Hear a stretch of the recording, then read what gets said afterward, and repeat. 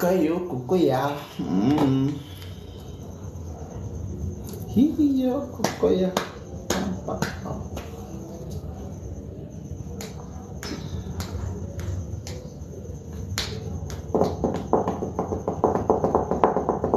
Est-ce qu'il y a les gens qui me voient derrière? Levez le doigt. Parce que moi, je vous vois. Qui me voit? Marie-Gay, merci d'être de supporter au Prisca. Tu vois comment c'est compliqué, non? Il faut que je cherche l'argent pour installer la fibre optique. Aïe. Il faut que je cherche l'argent pour installer la fibre optique. Au moins, ça va me déranger un peu moins. Parce que le Wi-Fi, c'est là, ce n'est pas facile. Vous êtes d'accord avec moi?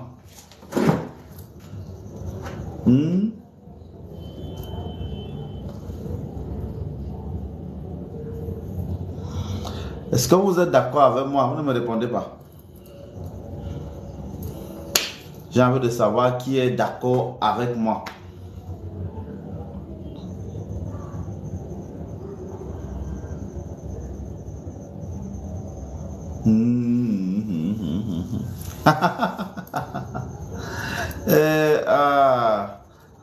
Bon, là, tu me vois.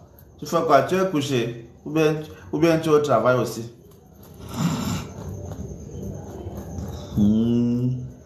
Ah, gars, tu es d'accord, hein? Faut que je cherche ça. Je ne sais même pas encore combien ça coûte. Parle seulement comme ça. Mais quand j'imagine que je dois chercher derrière les centaines de mille, ça me casse le corps. Mon corps se casse tout seul. N'est-ce pas?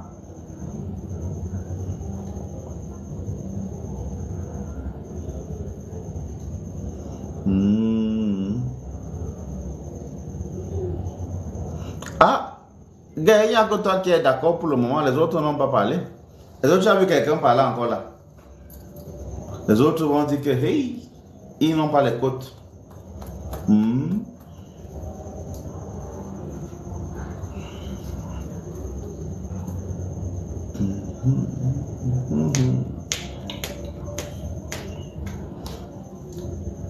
Rabi, tu es d'accord?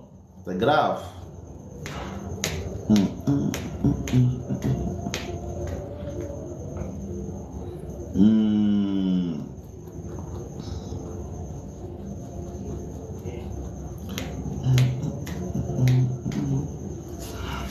Bon,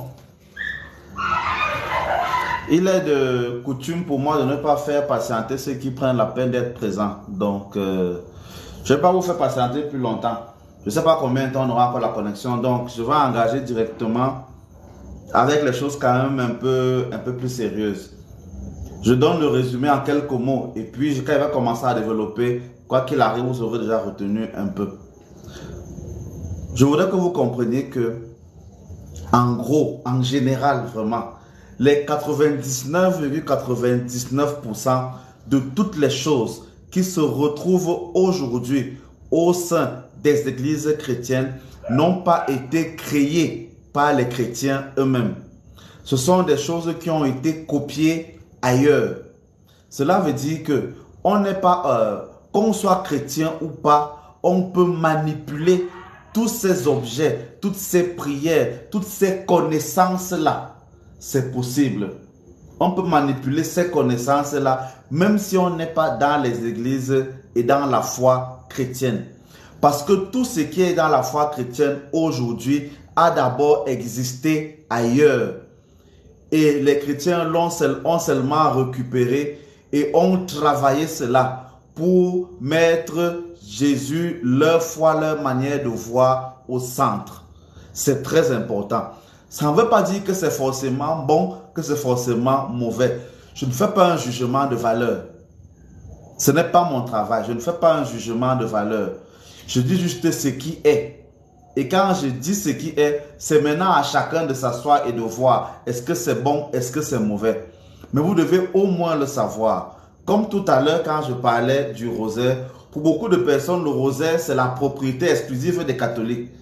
Mais vous ne savez pas que dans l'histoire du rosaire, mais c'est le même objet qui se retrouve entre les mains des bouddhistes et entre les mains de nos frères musulmans. C'est le même objet. Sauf qu'il est utilisé différemment qu'on soit catholique, musulman, bouddhiste ou même ailleurs. C'est exactement la même chose. Sauf que les paroles qu'on prononce avec ce support-là ont changé avec le temps. Aujourd'hui, il est centré sur le culte à la Vierge Marie et à son fils Jésus. Mais ça n'a pas toujours été le cas. À la base, le rosaire était un support de prière pour la récitation journalière de tous les psaumes, des 150 psaumes. Il y avait donc 150 graines qu'on attachait sur un fil. C'était ça la base, ou bien l'une des premières bases. Donc au départ, quand on parle même de rosaire, l'objet que vous avez en main est le support de la récitation des 150 psaumes. Et c'est ce que les gens faisaient par l'époque. Il fallait donc trouver un objet pour qu'il n'oublie pas, qu'il ait facilement de compter. Même les dizainiers qu'on a fabriqués aujourd'hui, il y a 10 graines dessus pour que celui qui ne peut pas porter le chapelet, il peut le perdre. Quand il met au moins sa barre de la rue au dizainier, il peut compter dessus tout le temps. Donc, les objets comme ça ont existé. Et même avant même qu'on utilise ce support pour la récitation des psaumes, on utilisait le mot même rosaire. Quand vous l'entendez rosaire, ce sont les, on va dire quoi, aujourd'hui quand vous allez prier souvent dans les églises ou dans les grottes, vous allez avec des bougies, n'est-ce pas?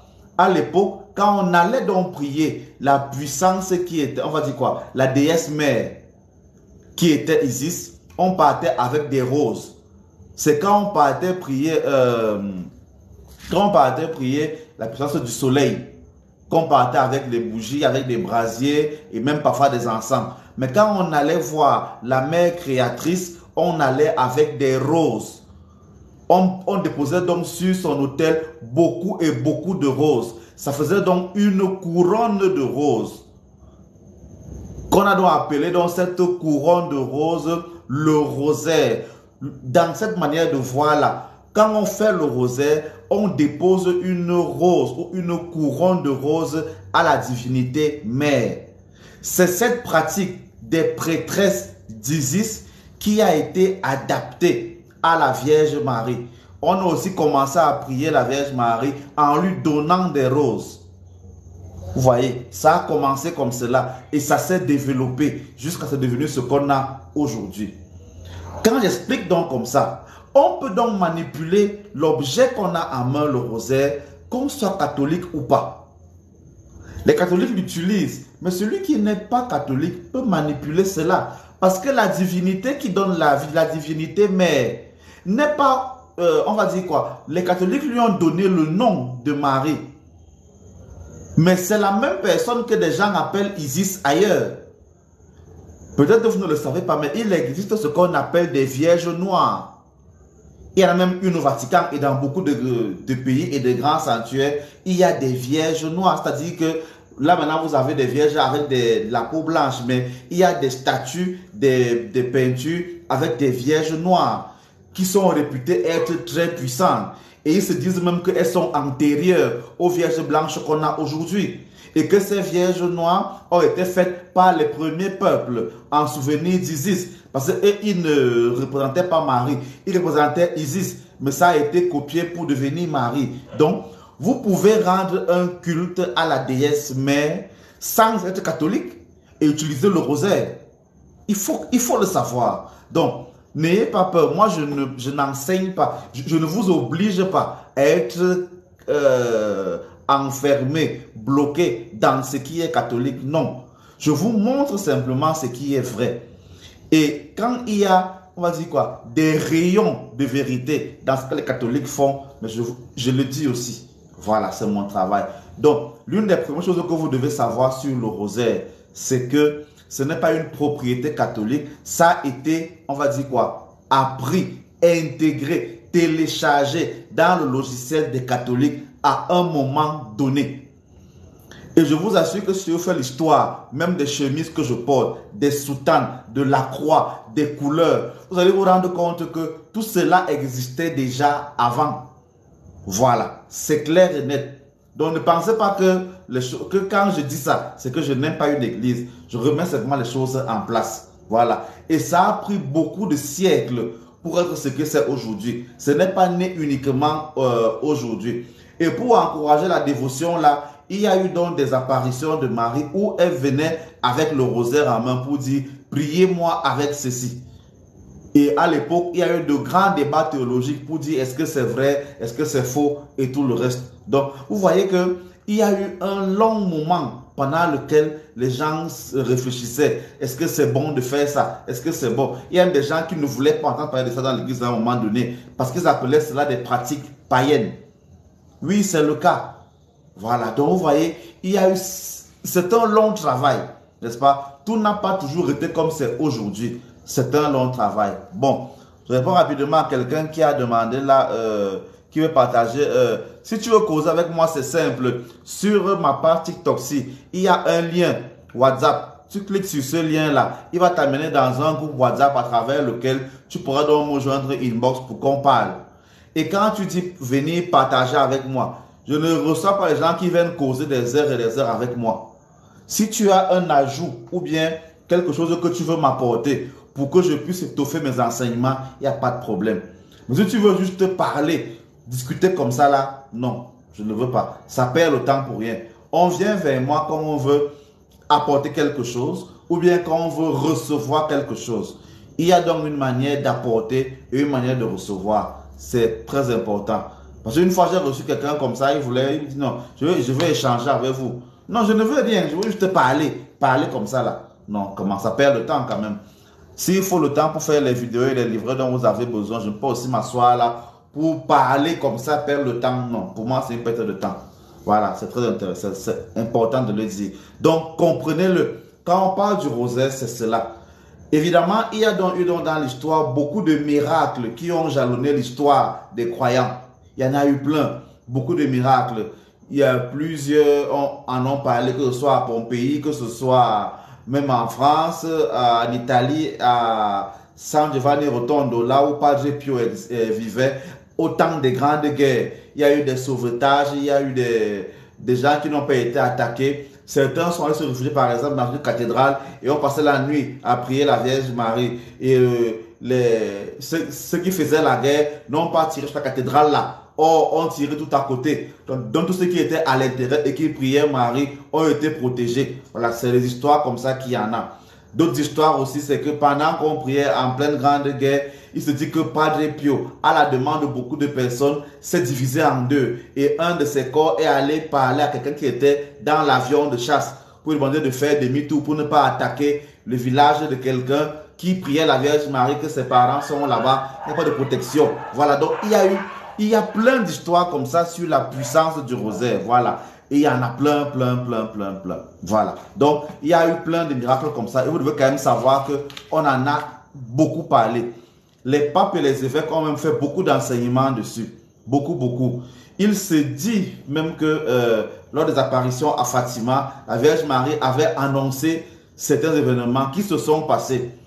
Bon, est-ce que c'est vrai, est-ce que c'est faux? Le débat est encore vraiment long parce que on a fait l'effort de publier seulement les révélations ou les secrets de Fatima après ces événements-là. Mais pourquoi on n'a pas dit ça avant? Pour que nous aussi on puisse évaluer. C'est seulement quand quelque chose se produit, on va dire que non, elle avait dit ça avant. On a quelques preuves. C'est tellement compliqué. C'est comme si le jour, je sais pas moi, le jour où je gagne 1 million de francs CFA, tu viens me dire que tu as fait un rêve il y a un an où je devais gagner 1 million de francs CFA. Je veux savoir que tu dis la vérité comment.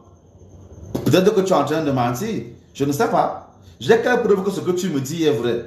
Or, c'est ce qu'on a fait avec les secrets de Fatima. On est venu nous en parler quand les actes en question étaient déjà passés. Résultat, on n'a pas de preuves pour savoir est-ce que c'est vrai, est-ce que c'est faux. Bon, mais ceux qui y croient, c'est bien. Ceux qui n'y croient pas, c'est aussi bien. Tout ça pour vous dire qu'il y a beaucoup de choses qui se disent sur la Vierge Marie. Il y a même eu beaucoup d'apparitions des statues de la Vierge Marie où il y a eu des larmes de sang. Bon, à certains endroits, on a quand même découvert que ce sont des personnes qui se blessaient eux-mêmes et allaient mettre le sang dans la statue. On a découvert cela en faisant des études. Bon, donc il y a eu vraiment, pour dire qu'il y a beaucoup de choses. Il y a même un chapelet, une dévotion qu'on appelle chapelet des larmes de sang de Marie. Ça existe. Donc, pour vous dire que vraiment, le rosaire a cristal, la Vierge Marie et donc le culte qu'elle a avec le rosaire, on y a mis vraiment tout dedans. Vous avez donc le devoir d'étudier tout cela pour mieux comprendre de quoi il en retourne. Pourquoi je pose ce genre de questions? Je laisse la dernière fois et je prends la peine encore de le répéter aujourd'hui. Lorsque il pleut, n'est-ce pas? Quand la pluie tombe, que vous soyez content, que vous soyez fâché, dès que tu marches sous la pluie, ça te mouille, n'est-ce pas? Tu n'as pas besoin de croire en la pluie. La pluie te mouille. Quand il fait chaud, tu veux, tu ne veux pas, tu as chaud. Dans ta maison, tu mets le ventilateur ou tu mets le climatiseur pour ceux qui ont un peu de moyens. C'est obligatoire. Je suppose donc que quand vous vous engagez à manipuler une chose qui est vraie, chaque fois que vous la manipulez dans les bonnes conditions, ça doit marcher. Or, ce qui se passe, c'est que là maintenant, vous êtes à peu près 40 personnes. Mais je suis sûr que dans vos églises, dans vos groupes de prière ou dans vos recherches, il y a des gens qui ont souvent fait des heures, des jours, même des mois à faire des neuvaines, des prières et compagnie, mais n'ont eu aucun résultat. Je suis sûr que vous avez déjà vécu ça, que mais tu te bats, mais Seigneur, comment je te prie? Pourquoi ceci m'arrive alors que je te prie? Moi, j'ai même fait comment? Comment c'est ceux qui ne te prient pas, ceux qui se comportent mal? Parce qu'on a ça dans nos sociétés. On a les gens qui se comportent mal, des gens qui volent, des gens qui mentent, des gens même qui tuent. Et ils sont là. Ils ne meurent pas. Les gars vivent là pendant des années, ils vivent très vieux. Toi qui es sérieux là au quartier, qui te bats, tu ne vas pas tout le temps dans les bars, tu es sérieux, sérieux. C'est toi qui as les maladies, c'est toi qu'on vient agresser, c'est toi qui tombe sur les mauvaises compagnies, qui tombe sur les hommes, sur les femmes qui te trompent, qui te demandent que mais j'ai même fait quoi à Dieu pour mériter ça? Alors que tu es tout le temps à l'église, chaque fois qu'il y a un temps de prière, tu pars. Chaque fois qu'il y a un temps vocationnel, tu pars. Tu te bats, tu payes même tes dîmes, mais tu n'arrives pas à comprendre. Ça veut donc dire, pour ma part, peut-être vous n'avez pas le droit de poser ce genre de questions. Pour moi, Dieu existe, pas de problème. Mais maintenant, la manière que nous avons de communiquer avec lui, elle pose problème. Parce que si on communiquait bien avec lui comme il le faut, pourquoi quand je parle avec lui, je n'ai pas ce que je veux? Il y a des conditions. Comment quand les conditions qu'on m'a données dans la Bible on dit qu'il faut bien se comporter, il ne faut pas tuer, il ne faut pas mal parler à son parent, il ne faut pas voler, il ne faut pas mentir, il ne faut pas faire ceci. Je vous assure que si tu fais l'effort de respecter tout ça, tu auras tous les problèmes du monde. Tous les problèmes du monde. Et les gens vont dire que tu es naïf. Beaucoup vont le dire. Et vous voyez, c'est comme ça que la vie se passe. Et vous voyez, même ceux qui ont beaucoup d'argent, ceux qui grandissent tous les jours, ceux qui, comment on appelle ça? Ceux qui sont puissants, qui sont dans les postes haut placés. Quand vous voyez leur type de vie, les gars vous parlent de Dieu pour vous faire plaisir. Bon, quand je dis Dieu, le Dieu des catholiques, pour vous faire plaisir. Mais les gars ont leur manière de voir. Vous voyez parfois que les gars ont le sang aux yeux. Mais ils vivent, mais ils font. Vous comprenez donc qu'il y a quelque chose qu'il faut changer. Si toi qui pars à l'église, tu n'es là que pour pleurer, pour souffrir, ça veut dire qu'il faut changer quelque chose. Dans ta manière de partir à l'église là, il faut changer quelque chose. Et c'est pour ça que je vous demande de réfléchir sur toutes les dévotions qu'il y a sur Marie. Beaucoup d'entre vous là, vous aimez le chapelet. Je prends par exemple le cas de Prisca qui est là présente. On cause tous les jours. Et ce n'est pas comme si c'est un secret. elle aime beaucoup le chapelet. Et il y a beaucoup d'entre vous là qui ont leur chapelet partout, même dans les poches. Que ça ne blague pas. Il ne se déplace jamais, comme certains disent souvent dans la Légion de Marie, pas un pas sans Marie. Vous le faites souvent. Au fond, qu'est-ce que ça vous a apporté? Ayez le courage d'évaluer ce genre de choses. Qu'est-ce que ça vous a apporté? Est-ce que ça a amélioré vos vies? Est-ce que tous les jours où vous avez eu le chapelet, vous avez eu ce que vous voulez? Comme vous voulez, quand vous voulez? Parce que c'est ça le but. Vous devez être capable de dire que depuis que j'écoute les lives de Monseigneur Efudebessi, j'ai appris quelque chose, ma vie a changé, je me suis amélioré. Si c'est le cas, alors restez là. Mais si mes enseignements ne vous ont rien apporté, partez. C'est comme ça qu'on fait. Même chose pour le chapelet que tu fais tous les jours. Depuis que tu fais le chapelet là, qu'est-ce qui a changé dans ta vie? C'est clair. Il faut le comprendre. Il faut le comprendre. Ça ne veut pas dire que le chapelet pose problème. Parce que je viens de vous dire qu'il y a du bien dedans. Alors posez-vous la question. Pourquoi s'il y a du bien dedans, la manière avec laquelle je fais le chapelet ne marche pas? Ça veut dire qu'il faut changer la manière de faire. Vous comprenez? Quand Jésus est arrivé au bord du lac, il a trouvé les gens en train de jeter le filet dans l'eau, non? N'est-ce pas?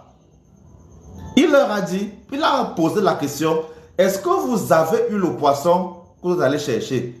Ils ont répondu non. Jésus leur dit donc, jetez le filet à la droite de votre barque. Ils ont donc jeté le filet, ça c'était après la résurrection. Ils ont donc jeté le filet et ils ont eu beaucoup de poissons. Vous comprenez?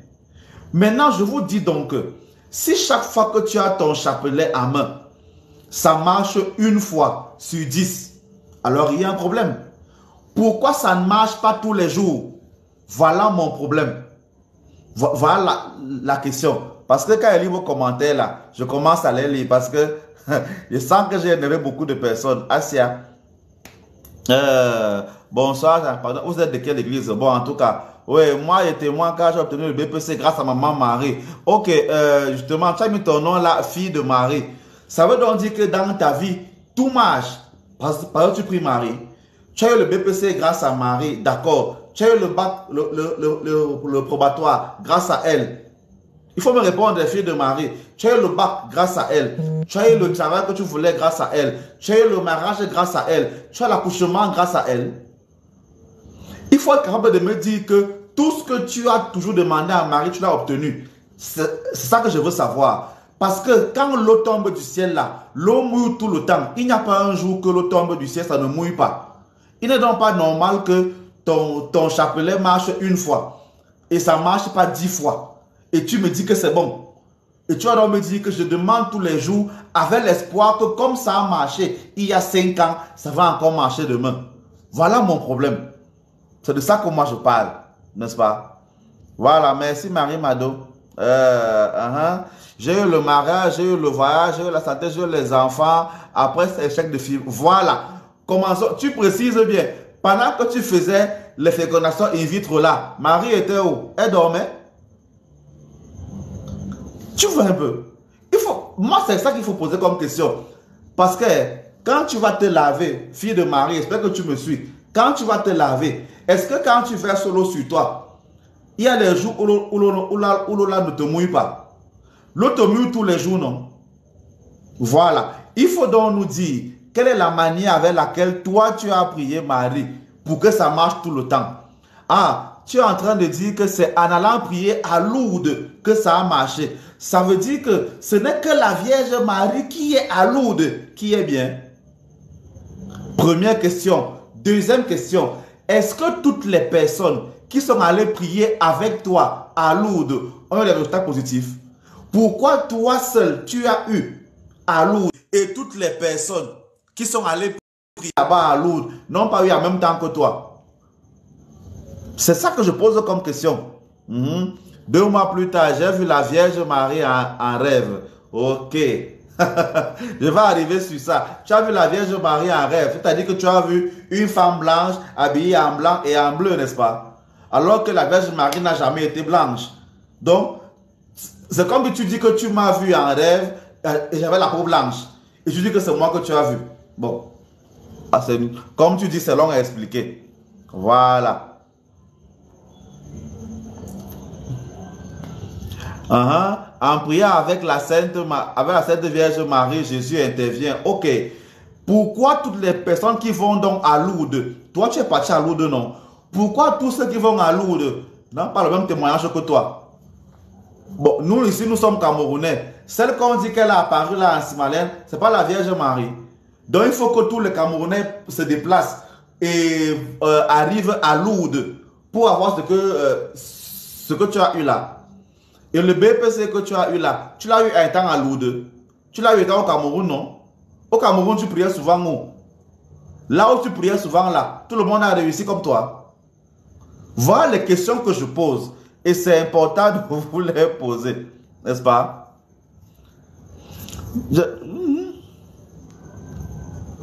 Je le dis fort que la Vierge Marie est ni noire ni blanche.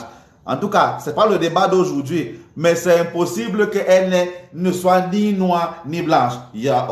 Pour vous, c'est sérieux.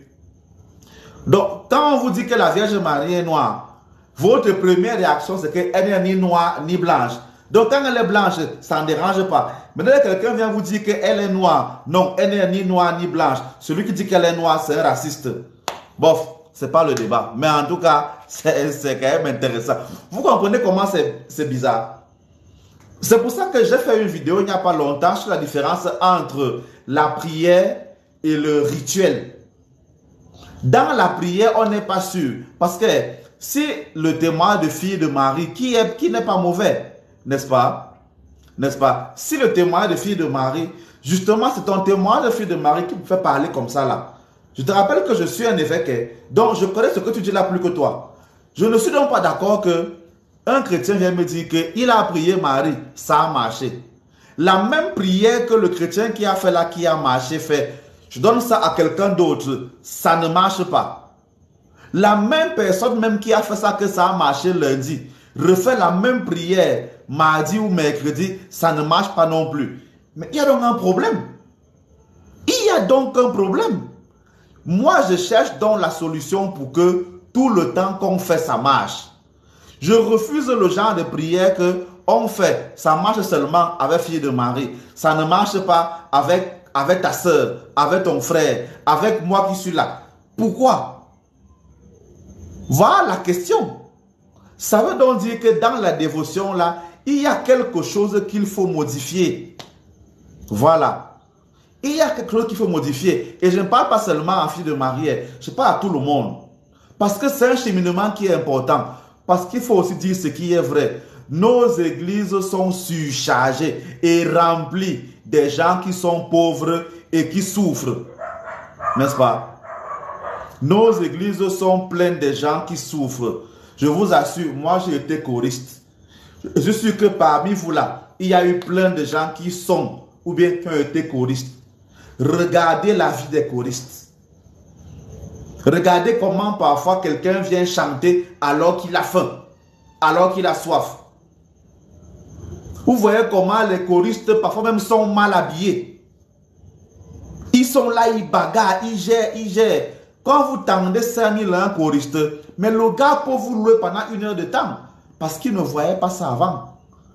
Et vous le savez, les choristes qui sont à l'église, vous savez comment les gars vivent? Les gars vont vivre parce qu'ils vont chanter et jouer dans les pianos bars. Ça veut dire que les choristes là, c'est eux qu'on va encore voir dans les cabarets en train de taper les balafons. C'est là-bas qu'on leur paye 100 000 ou 80 000 par mois. Le même choriste qui chante le dimanche à l'église là, c'est le même choriste là qui est jeudi, vendredi, samedi, dimanche dans le piano bar avec la même voix. La même voix qui chante là que Seigneur je t'aime. La même voix là va chanter encore là les choses obscènes que vous connaissez là justement. Il va chanter encore ça là-bas. La même voix là. Et c'est l'agent de là-bas qui paye sa chambre. C'est pas à l'église qu'on paye sa chambre.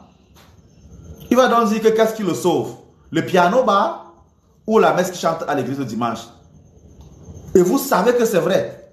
Ça se passe comme ça. Vous racontez même souvent quoi. Et c'est un problème. Je ne prends que le cas des choristes. Et je peux prendre les cas comme ça là dans tous les groupes. Dans tous les groupes. Vous êtes, je continue même parce que peut-être vous avez soit les oreilles un peu percées. Peut-être là, vous qui m'écoutez là, il y a savon dans vos oreilles, dont je parle encore. Dans vos mêmes chorales là, les jeunes filles ou les femmes qui dansent beaucoup, vous savez où elles vont souvent finir? Elles vont finir danseuses dans les sans caleçons qu'il y a dans vos villes, dans vos quartiers. Elles vont finir danseuses dans les clips que vous n'aimez pas à la télé. Posez la question à 10 artistes musiciennes. Ils vont vous dire qu'ils ont commencé où? À la chorale. C'est-à-dire que dans la chorale où vous partez chanter Dieu là, c'est là où les gens vont apprendre à devenir artistes. Et dit que vous demandez eux tous. En tout cas, je ne connais pas dans vos pays, mais ici au Cameroun, vous demandez les Coco à chanter, les Lady Ponce, les Mani Bella, les compagnies, eux tous là. Ils ont commencé dans la chorale de leur quartier. Ils ont donc travaillé leur voix là-bas. Et aujourd'hui, c'est eux qui viennent chanter les Bikoutsi. Et ça compter les autres. Ce n'est pas seulement les seuls. Vous comprenez? C'est comme ça. Ma question est donc celle-ci. Si le témoignage de filles de Marie est bon, n'est-ce pas? Comme elle dit là que prier Marie, c'est bénéfique. Il n'y a pas de problème. Pourquoi ça a marché avec filles de Marie? Et ça ne marche pas avec les autres. Qu'est-ce que fille de Marie a fait de particulier pour que elle, ses prières marchent et que les prières des autres ne marchent pas? Voilà moi ma question. Peut-être en faisant les prières là, n'est-ce pas? Tu es parti au village et ton grand-père t'a béni. Ça, je ne vais pas le dire à quelqu'un. Peut-être pendant que tu faisais tes prières là, n'est-ce pas? Tu es parti voir ta tante. Et ta tante t'a béni. Ça, je ne dirai pas à quelqu'un que c'est ce que tu as fait. Peut-être pendant que tu faisais les prières là, tu as donné à manger, tu as fait du bien à quelqu'un autour de toi. Ça, tu ne dis pas. Il y a donc ce genre de choses-là que vous ne dites pas souvent. Ou alors, vous ne savez même pas que c'est au fond ça qui a fait marcher vos choses. Et c'est souvent ça. C'est souvent ça. C'est-à-dire que pendant que tu es en train de faire ta neuvaine, je prends un cas que j'ai vécu par exemple aujourd'hui. Je m'en vais dans un lieu dont je tais le nom. Et pendant que je suis là, je vois deux femmes qui entrent. Je me lève, donc je cède la place à la maman qui est entrée. Parce que c'est normal que la maman ne pas être debout alors que moi, je suis assis. N'est-ce pas? Mais pendant que je me lève pour la maman, la jeune fille court et vient s'asseoir. Quand la maman là va se fâcher demain en disant que les jeunes d'aujourd'hui sont devenus insolents et que la jeune fille là sera maudite dans ce qu'elle va faire, elle va accuser qui? Elle va accuser Dieu. Vous voyez, un acte comme ça de 2 secondes, ça peut te plomber un projet. Pendant que quelqu'un d'autre va faire qu'il voit une femme enceinte arriver, il se lève, il la fait s'asseoir, qu'est-ce qui va se passer à votre avis? Dieu va la bénir. Elle va oublier l'acte qu'elle a fait là. Et elle va dire que c'est Dieu qui l'a aidé. Alors que c'est son acte de charité qui l'aura aidé. Vous comprenez? Et bizarrement, beaucoup de gens ne comprennent pas ce genre de choses. Ils se disent que vraiment c'est une perte de temps. Voilà. Ils se disent que c'est une perte de temps. Donc je vous en prie. Mon problème donc c'est que je vous conseille, quand vous faites vos dévotions, vos prières, vos ceci, prenez la peine d'ouvrir les yeux et d'analyser tous les actes que vous posez. Analysez les actes que vous posez pour comprendre qu'est-ce qui a marché, qu'est-ce qui a fait que ça marche, qu'est-ce qui a fait que ça ne marche pas. C'est important. C'est important. Vous comprenez, non? Je ne sais pas si enfin vous me comprenez un peu. Je veux que vous ayez la meilleure méthode que dès que tu poses tes genoux au sol, dès que tu fais ci, ça, dès que tu parles comme ça, tu as un changement. Voilà ce que je veux. Je ne veux pas que c'est seulement une seule personne chez qui ça marche. J'enseigne ce qui marche chez tout le monde. Voilà, moi, mon dada. J'espère que maintenant vous me comprenez. Voilà. Voilà, moi, mon dada. C'est pour ça que j'enseigne les dîmes, les offrandes, les libations, les ceci. La messe que moi je célèbre n'est pas comme les messes qu'il y a ailleurs. Je prends à témoin Marie-Madeleine qui est là, qui me suit tout le temps. Quand elle fait les messes, elle peut vous dire la différence qu'il y a entre ce que moi je fais et ce qui existe souvent aussi ailleurs. Voilà. Donc, on va arriver, on a tout un mois, n'est-ce pas, pour parler des méthodes. Je veux d'abord que vous compreniez le problème qui se pose, n'est-ce pas? Voilà. Fille de Marie, je n'ai pas dit que tu es une menteuse, il faut qu'on se comprenne. Je n'ai pas dit que tu es une menteuse. Je dis simplement qu'il faut qu'on trouve donc ce qui fait que tu n'as pas à marcher. Et ce qui fait aussi que pour les autres, ça n'a pas marché. Voilà ma préoccupation. C'est simplement ça. Je voudrais que vous ayez le courage de vous poser ce genre de questions. Je suis fatigué de voir des gens qui vont taper des heures à l'église. Il prie. Après, c'est lui qui a faim. Vraiment. Donc, c'est important. Moi, voilà mon but. C'est uniquement cela. Voilà. C'est uniquement cela. Tout comme quand je parle de la couleur de la Vierge Marie. Beaucoup pensent que c'est un problème. Je vous assure qu'il y a des gens qui m'ont traité de raciste. Parce que j'ai fait l'erreur de dire que Saint-Michel est noir, que Saint-Michel c'est une femme, que la Vierge Marie est noire. Non, il y a des gens qui m'ont insulté pour ça, que je suis raciste. C'est ça qui est quand même intéressant. Beaucoup ne veulent pas comprendre ce genre de choses. Bon, la connexion a dérangé beaucoup. Il reste très peu de temps parce que j'ai déjà reçu des messages là que ma connexion va bientôt finir. Avant que ça ne finisse, j'entends en 2-3 mots, n'est-ce pas, la dévotion à Marie qui défait les nœuds et on continuera la prochaine fois. En fait, qu'est-ce que Marie qui défait les nœuds? C'est encore l'une des choses, c'est-à-dire que tout n'est pas bon, hein, n'est-ce pas? Mais il y a quand même des choses qui sont bien importantes. Oui, fille de Marie, tu veux me parler, écris-moi inbox. Tu vas dans mon compte TikTok là, tu m'écris, tu commandes une vidéo. Je vais t'écrire et te donner mon numéro WhatsApp. Je n'ai pas de souci à te parler. Ça me ferait même très plaisir de savoir les techniques que tu as employées pour arriver au résultat que tu as eu. Et ça serait même très honoré que tu me partages ton témoignage. Ça me ferait vraiment plaisir. Donc, écris-moi inbox et je serai très heureux de te répondre. Voilà. Donc, comme je disais, il y a beaucoup de choses qui sont bien. Et il faut le dire. Marie qui défait les nœuds, c'est une très bonne prière. Elle n'est pas mauvaise. Vous savez pourquoi? La divinité mère en Égypte a 3 visages. Je vous en donne seulement 2. N'est-ce pas? Bon, Zoé, tu as réussi à mettre mon numéro, n'est-ce pas? Voilà. Beaucoup de gens, vous allez seulement ajouter le... Oh, putain. Vous allez simplement ajouter le 6 devant. 237 plus 237 et mettez le 6 devant le 7. Voilà. Attendez, je désactive quelque chose comme moi-même. Voilà. Donc, voilà, vous comprenez. En Égypte, quand vous entendez souvent la loi de Maat, n'est-ce pas? Et que vous entendez souvent Sekhmet, celle qui gère un peu tout ce genre de choses.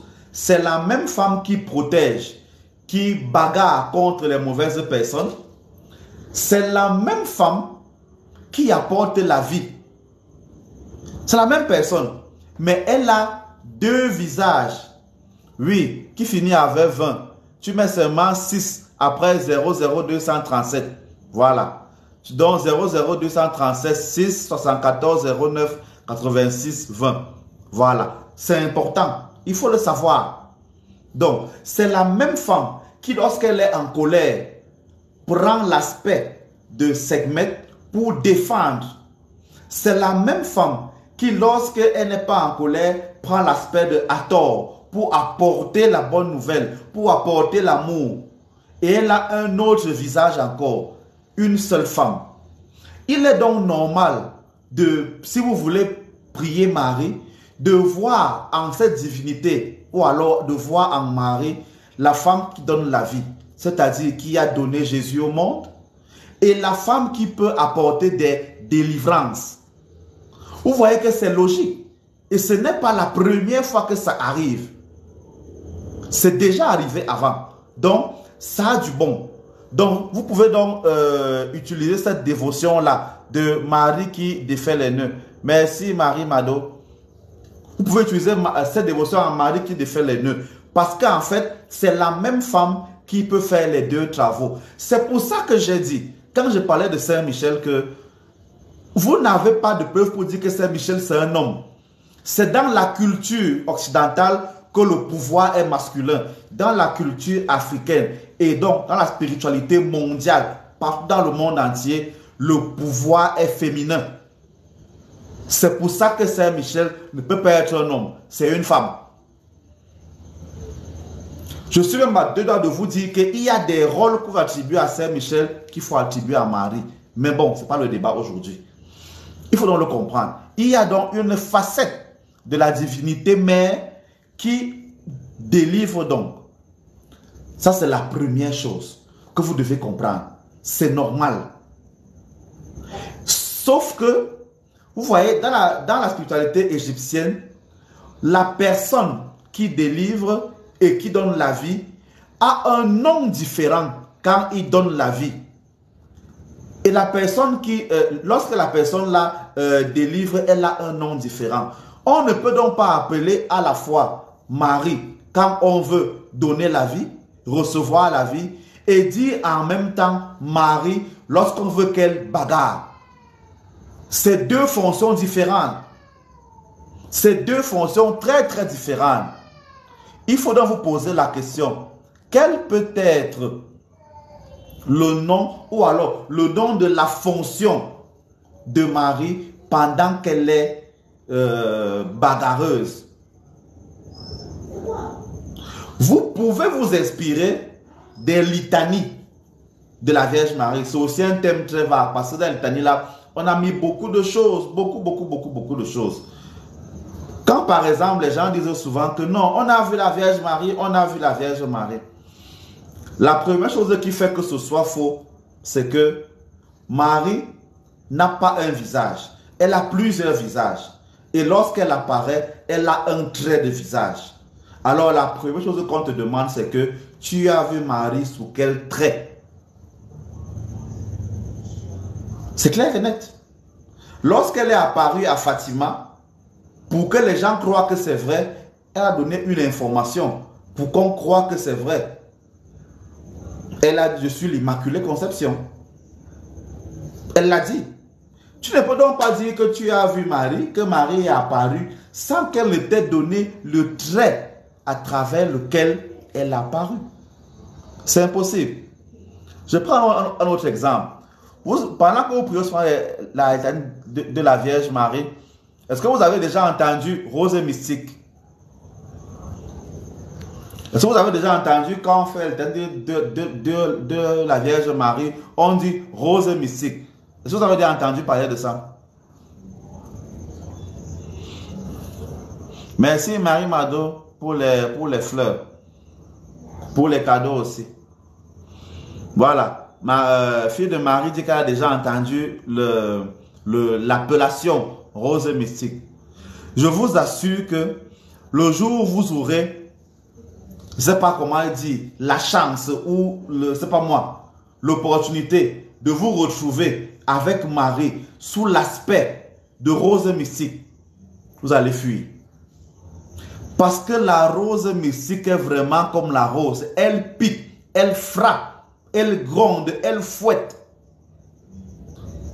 Lorsque vous allez vous trouver en face de la Marie que vous appelez tous les jours là, sous les traits de rose mystique, vous allez fuir. Donc ça veut dire que vous devez donc comprendre que normalement on a donc pu dire, normalement on dit plus donc Marie rose mystique. On dit seulement rose mystique. Est-ce qu'on dit Marie, l'Immaculée Conception? On dit seulement l'Immaculée Conception, n'est-ce pas? C'est la même chose. Donc, il y a un trait sous lequel Marie doit apparaître. Donc, quand tu me dis que j'ai vu Marie, il faut me répondre à la question qui vient après, que tu as vu Marie sous quel trait? Première chose. Quel est donc le trait, à votre avis, qui gère donc la dévotion que vous appelez Marie qui défait les nœuds? Première question. Vous devez répondre à la question là, qui est aussi importante. Maintenant, à chaque fonction est attribué un matériel, n'est-ce pas? Est attribué un matériel. Et on vous montre un peu ça dans l'image de Marie qui défait les nœuds. Bon, on est en train de m'annoncer que mon forfait est en train de finir. Donc, quand ça va se couper, c'est que ça s'est coupé seulement. Comprenez seulement comme ça. Parce que j'ai déjà bagarré avec des trucs ici, là. Ça m'a donné 45 minutes de live. Donc, ça a donné. Donc, faut pas vous fâcher. Ceux qui veulent, ceux qui veulent me joindre, je mets encore mon numéro là. Je peigne encore ça là. Vous pouvez me joindre sur WhatsApp pour donner vos témoignages, comme Fille de Marie a promis de le faire, pour prendre des rituels, des neuvaines et autres compagnies. Quelqu'un a demandé là que comment on fait les neuvaines. J'ai publié la vidéo de cela, ce n'est pas ce soir, c'est demain, sur la connexion, pour vous expliquer ce qu'on appelle neuvaine et comment faire des neuvaines. Parce que c'est aussi un autre thème là qui dérange beaucoup. Voilà. Ceux qui ont fait des dons, ceux qui ont envoyé leur argent pour les offrandes, je m'en occupe normalement ce week-end si la pluie me laisse. Parce que vraiment, il y a un degré de pluie ce jour-ci, ça, il y a un degré pas facile. Donc, je m'en occupe ce week-end si la pluie me laisse. Sinon, on verra une autre fois. Voilà. Nous sommes actuellement en lune décroissante. C'est-à-dire que c'est le moment de faire des prières de purification, de délivrance, de nettoyage. C'est le moment de nettoyer vos maisons et tout le reste, de jeter les habits que vous n'utilisez pas, de faire des dons avec ces habits-là, de purifier même vos contacts téléphoniques, même vos amis. C'est un moment où il faut vraiment nettoyer. C'est aussi parfois le moment, quand les choses sont bien faites, où les gens dévoilent leur visage, où vous découvrez vraiment qui est votre ennemi. Vous voyez des gens qui marchent avec vous et vous vous rendez compte qu'au fond, ils sont là pour vous faire du mal. Donc c'est le moment là où ça sort. On est actuellement dans la phase là de lune décroissante. Lorsque la nouvelle lune va arriver, on va changer, on va aller à lune ascendante. Donc, chaque mois, il y a un temps pour enlever ce qui est mauvais. Il y a un temps pour se recharger de ce qui est bon. Il y a un temps pour engager des projets, pour se ressourcer, pour lancer ces projets. Et il y a un temps pour faire une pause, pour savoir où on va. Tous les mois sont comme ça. Le cycle lunaire, c'est environ 30 jours. 15 jours de descente, 15 jours de montée. Voilà, il faut savoir jongler avec cela. Actuellement, on est en lune décroissante. C'était important. Effectivement, on est en lune décroissante. Et justement, c'est pour ça que je parle le temps de parler de Marie qui défait les nœuds. Voilà, c'est suffisamment important comme cela. Ok, maintenant que ceci est dit... Donne-nous la bénédiction, non? Mais la bénédiction, c'est souvent ça que je dis là. Quand je vous donne les conseils comme ça là, la bénédiction, c'est ça. Je vous donne les conseils dans votre manière de faire. Et quand je dis tout le temps que soyez bénis, je vous bénis tout le temps, c'est ça. Donc, mon enseignement, c'est d'abord la première bénédiction. Voilà, donc n'ayez pas peur. Tant que vous êtes sur le chemin que je vous annonce, la bénédiction vous poursuivra toujours. Donc, à vous qui avez pris beaucoup de temps pour m'écouter, bagarrer malgré la connexion qui a dérangé, nous avons été plus forts, n'est-ce pas? Nous avons persévéré, nous avons demandé de l'aide et nous l'avons reçu. Donc, on va bagarrer ainsi tout le temps et on va toujours gagner parce que nous sommes du bon côté, nous menons le bon combat. Alors, ma bénédiction, c'est celle-ci. Menez toujours le bon combat. Ne vous découragez jamais de faire ce qui est bien, mais accompagnez de faire ce qui est bien là, par des rituels qui vous donneront non suffisamment de force. Écoutez les enseignements de la vie.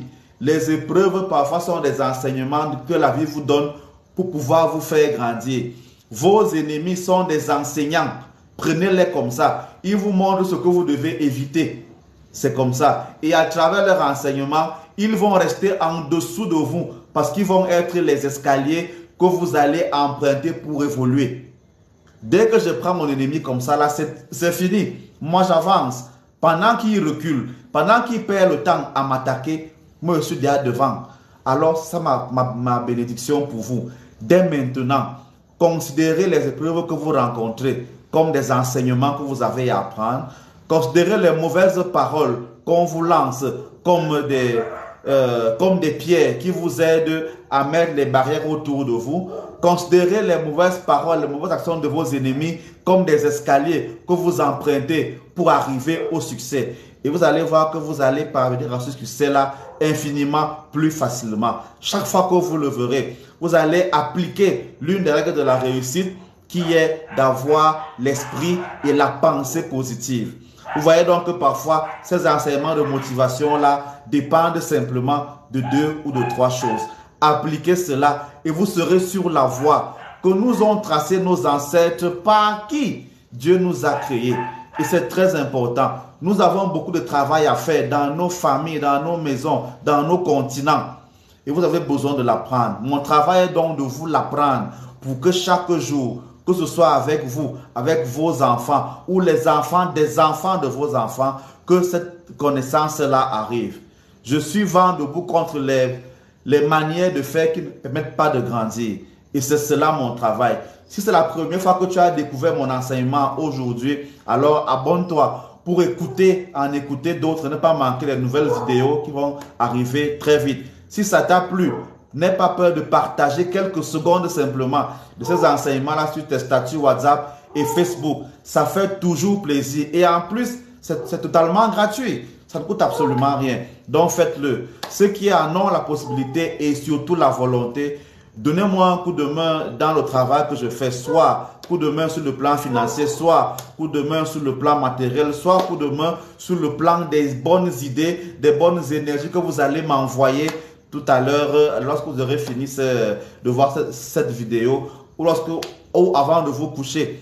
Ayez de bonnes intentions et vous ne le regretterez jamais.